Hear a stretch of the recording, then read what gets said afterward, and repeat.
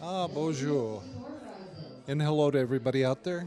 My name is Bob Moody, and this is my wife, Beth Moody.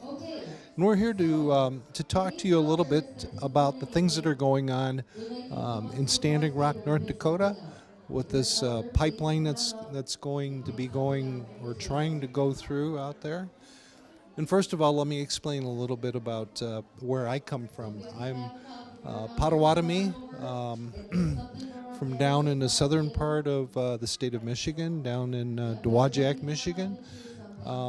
Was born and raised in South Bend, Indiana, and moved here approximately six and a half years ago, and got married to my beautiful wife right here, Beth. And I'm going to have her explain a little bit about who she is. Bonjour.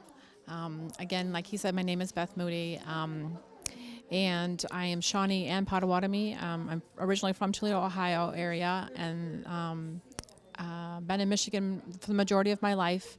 And I'm very honored to be here, joining Susan and all that she's done here. So I'm just very honored to be a part of all this. And what I'd like to speak of, but first let me take these off. Glasses, a lot of times when we do things of a serious nature, a cultural nature, a spiritual nature, because that's what this whole get together here tonight is all about. Things that reflect, we worry a little bit about that because in that spirit world, those spirits, they don't like those shiny things or those things that reflect. It scares them, and then they don't want to come back around. And at this particular gathering, we invite all those spirits from that spirit world to be here. All of our ancestors, everybody's ancestors, to come be a part of all of this that we're doing here tonight. And to be part of that gathering, to be part of the prayers, to be part of these feelings that are held here. So I'm going to hold my glasses for a little bit. What we're going to speak about is that pipeline specifically. And as we all know in today's world, we need to have resources in order to have heat, to have fuel, to have all of those things. But the question is at what cost? What cost do we do that? At the cost of our precious water, because our water is our lifeblood. It's what we're made up mostly of. And without water, we'll cease to exist. We'll cease to live. Traditionally, a lot of times we do things that we call sweat lodge ceremony. And I don't really like to speak a whole lot about it, but I will say one thing is that a lot of times during that time we sweat out all that water, and then we go on a fast, and we fast from food and from water several days. And the reasoning behind that is not just because it's a nice thing to do. We try to get as close as we can to that spirit world and not walk on, so that we can be in contact with everything around us and our spirits, our ancestors. And at the end of the time of that fast, we come back and we eat that sacred strawberry, that first food that was given to the first man here. And that food regenerates our body, gets our systems running again. And then we drink that water. We have that sacred gift of that water. That water is a gift. And without that water, we'll have no tomorrow. Our children will perish. Everything that we know won't be here. It's very important that this message gets out to everybody. Are we being people who are raising the signs up and threatening doom and gloom? No. What we want to do is we want everybody to pay attention and understand how important our natural resources, those things that our Mother Earth has given very freely to us, that we have taken and taken and taken and never given back, that pretty soon we're going to destroy ourselves. So that's why I'm here. This is my message. And without going on with this, I'm going to pass this over to my wife, because I know she has her own message. This is part of that duality of life. It's made up of that male and that female, and everything that we do has male and female to it. So.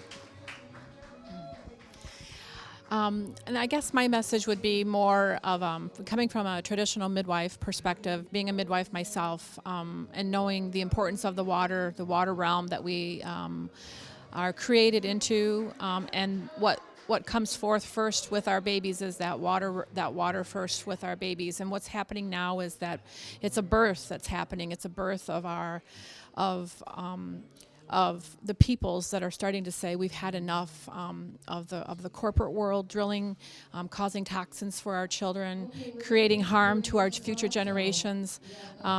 What was poignant for me was when my grandson was being carried back to his homeland in Standing Rock by my son in his cradle board, his traditional cradle board, crossing the Missouri River just earlier in October or late September.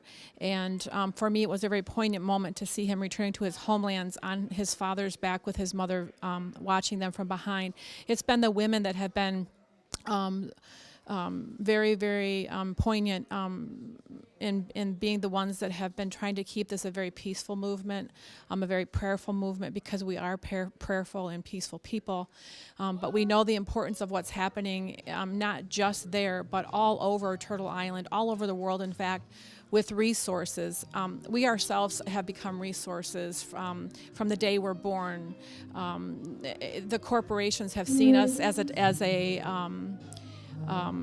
commodity to be sold on the stock market, ourselves personally. So there's many layers and levels of corporate greed. This is one that has come to a forefront, and it is our prophecies that you'll see this happening, and it's come to fruition. Therefore, it's time for all of us to stand up, to stand together, putting down, this is not about race, this is not about just one color of people. This is about all of us together as the human race, all four colors coming together, which is a part of our prophecies as well, that this would happen. And Standing Rock, the Sioux Nation, have done an amazing job of keeping the peace, the love, that birthing of that movement coming forward for all of us, for all people. This isn't just about Standing Rock itself, as they'll tell you. It was the youth, it was the young ones there that brought this forward. They're the ones that said we no longer want our waters contaminated, and they came to their tribal chairman, Archibald, and said that we want to fight and protect our waters. And so they started running, and they kept running, and they kept running, and they finally found themselves in Washington, D.C., prayerfully protecting and stating, we want you to leave our waterways alone.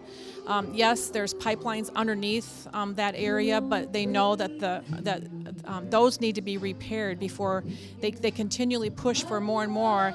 I could go on and on about what's going on with all the other pipelines. We have one here in Michigan running through the Great Lakes right underneath the Mackinac Straits there that follows the Mackinac Bridge, and that we all know is ready to go, and it's over its lifespan.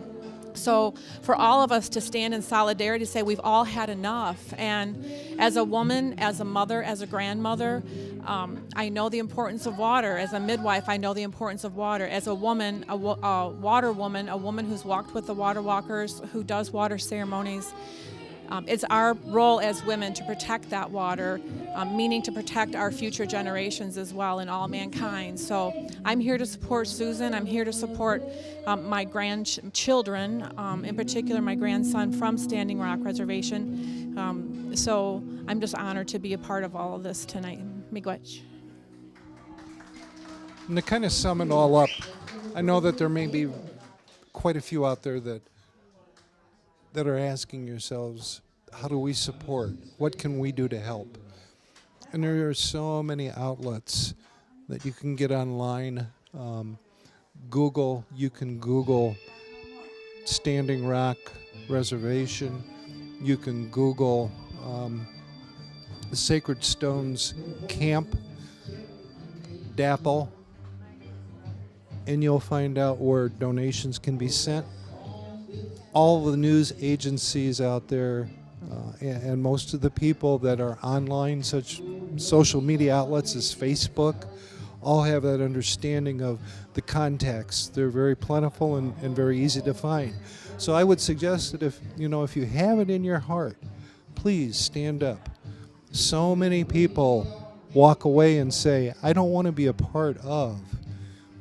But now's the time to be a part of, because you're a piece of the equation. You're a part of all of this. This is life and death situation. And some may say, well, you're really getting a little far-fetched with that. But The truth of it is that without water, we have nothing. So please get involved. And if you don't want to get involved, then please say a prayer in whatever way you've been taught from the goodness of your heart. Because this is the time to stop the corporate greed, to stop the money worshiping greed that we have, not only in this country but in this world. The hatred that we have for each other on all levels, the discontent, the enigma of wanting to be somebody, to stand up out of the crowds and be better than everybody else. We need to stop this. And now's the time. Only you can do it. You can do it from inside of your heart. The Creator gave us one promise and one promise only, that I'll give you another day. Please, every day, remember that sacred gift that was given to us. Because as gifts come, gifts can be taken. I wish everybody well. Please, have a good day. Take care of your families in a good way. My teachings are we take care of our families first, our clan second, and our nation last. Those are my teachings, and everybody has their own teachings. And I wanted to share that with you.